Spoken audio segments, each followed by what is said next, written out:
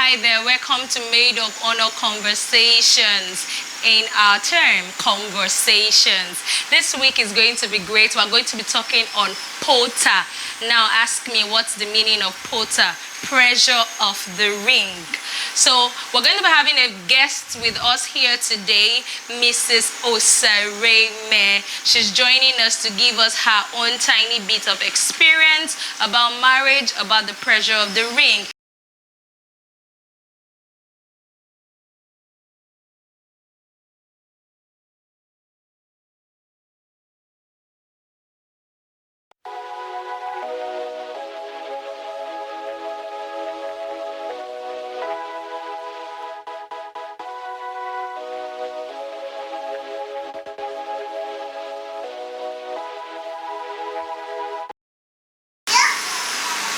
Thank you for having me. It's a pleasure to be here.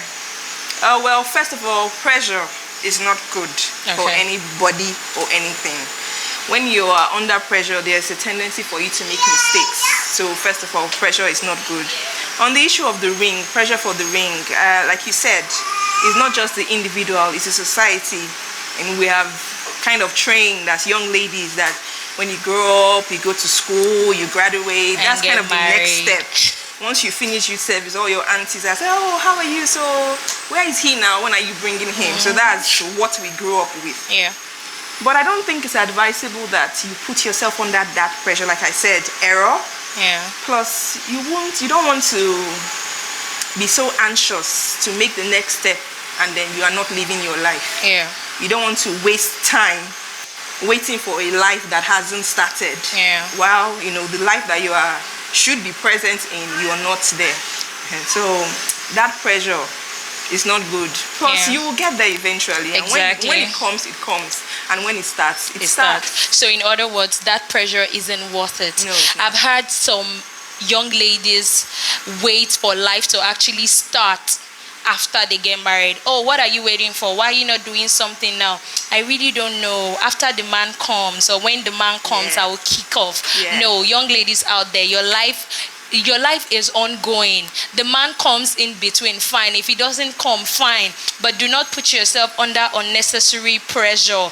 Do not be, because I would say that because your friends are married doesn't mean that you start giving yourself unnecessary heat over the ring. Thank you so much for throwing so much light on that. So secondly, we're going to be asking our last and final question. Regarding to this pressure of the ring also, it's because so many ladies have expectations of marriage. We paint this beautiful picture of marriage as heaven in our minds. Yes. And I would love to ask from experience, the picture you painted of marriage, are you actually living in that dream right now? Like your expectations, are they actually what it was then? Are they being met, or have they been met, or are they opposites of actually what you pictured marriage to be? Okay, thank you. Well, firstly, expectation is a myth. You want to get married, just throw all those expectations, throw them out the window. Because that's one of the reasons why marriages start off rocky or remain rocky, because people enter with this idea that this is how it should be, and they forget that the person they are going to marry, they didn't grow up with that person. You are coming from different spaces, different backgrounds, trying to come and become one. So expectations, I would advise, don't. Some expectations you have, some workable expectations. Like, yes, when I get married, this is the kind of home I want to have, this is how I want to raise my kids, this the kind of value system I want my family to have. Those ones are workable. You can work with your partner, but some expectations that are over the top. Say because your friend's marriage is so and so, you therefore think your marriage should be so and so. That's wrong. Every marriage is different, and then entering into marriage, you have to enter with an open mind. Because no matter how long you dated this person, you haven't seen every side of that person. Exactly. So enter with an open mind and the desire to compromise. So don't enter marriage with expectations. That's my advice.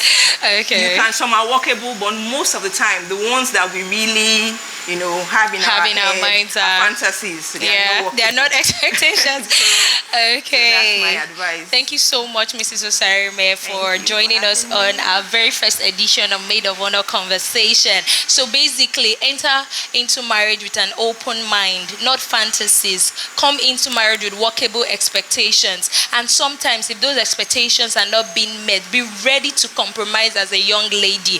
And also, I would say, life starts before you get married, Yes. and life continues after you get married. So do not put pressure on yourself over the ring. We say thank you once more to Mrs. Osarime for throwing more light on Potr and expectations of marriage. So next week we're going to have an awesome time on Maid of Honor platform talking about something that applies and plagues women and give you good advice on that.